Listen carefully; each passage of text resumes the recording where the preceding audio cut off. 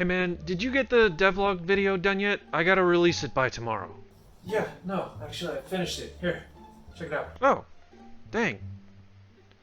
Hey, thanks.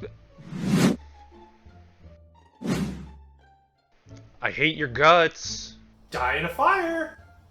Hello everybody and welcome back to Noia Dev, the series that aims to prove that one developer can create a successful MMO RPG.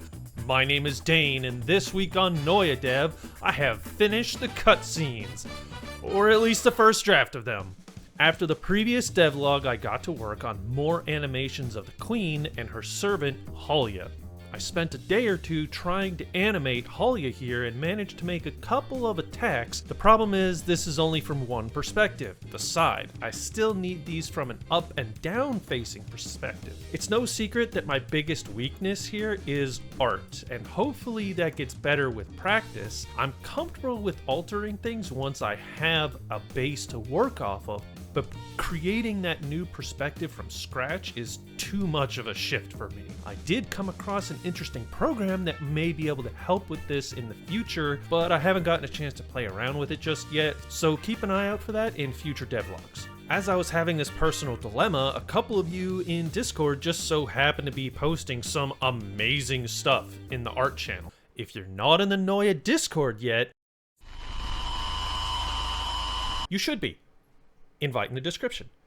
But check this out. I was about to head back to Fiverr and get the original artist of Halia to create the up and down facing perspectives, but I thought, why not ask in Discord first? It only makes sense for me to go to those who have a vested interest in Noia's success first, and the plan was to match the Fiverr artist's price anyway. But Ancient Llama offered to donate their considerable artistic talents instead, and look at this! I couldn't have made this. Ancient Llama, if you're watching this, you are the best. In the future, I have a Noia Bestiary system planned where players will be able to flip through and see the various creatures that inhabit the world of Noia, and in that system will be sprite work as well as credit given to the artist of that monster's sprites. The same sort of credit will also be given on armor or weapons in their tooltips. I took what I had and got to work on the basic animation controller for Halia, as well as some over-the-top attacks.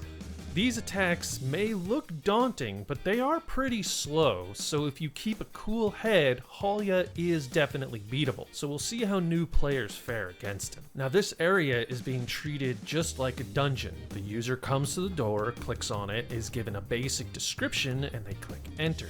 The main difference being, this is a solo dungeon. The server will only teleport the player who clicked on the door. Even if they're in a party, only that player is getting taken into the dungeon. I made this encounter solo because it's a major event in the player's individual story. I'm tossing around the idea of making solo and group-oriented versions of this fight, but story continuity-wise, it would be a bit weird if I made a solo and group version of this fight.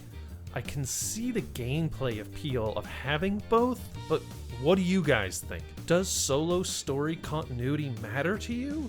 Let me know in the comments.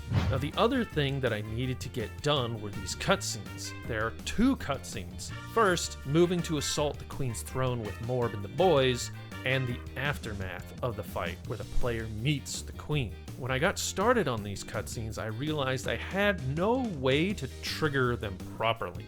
The new player cutscene is just this square collider that new players appear inside when they first spawn.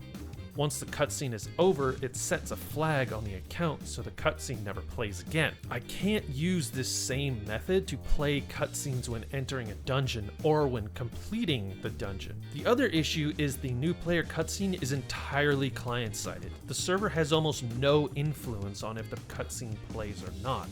So I spent a day or two developing a more permanent cutscene triggering system server-side for these more advanced criteria. Now I can control when cutscenes play and when they don't based on the requirement system that I had made earlier. Players are still awkwardly teleported into the dungeon and then see the cutscene, but I am working on a much smoother transition. I also ran into a bit of a problem when making these new cutscenes. See, cutscenes in Noia use the Unity system called timelines. It looks and feels a lot like the video editing software that I use to make these devlogs. On the timeline, you can specify an animation track. I have two here for the cutscene actor. One track to move the location of the actor, and the other to animate it. Here's the problem. I have to specify what animation the actor will be animated with. And if you recall back in my weapon animations devlog, each weapon has its own animations for walking. Armor works just fine, but I have no way to dynamically swap out what animation is supposed to play for the weapon that the character is holding on the timeline. If you guys know how I can get these animations to behave dynamically, I'd love to know.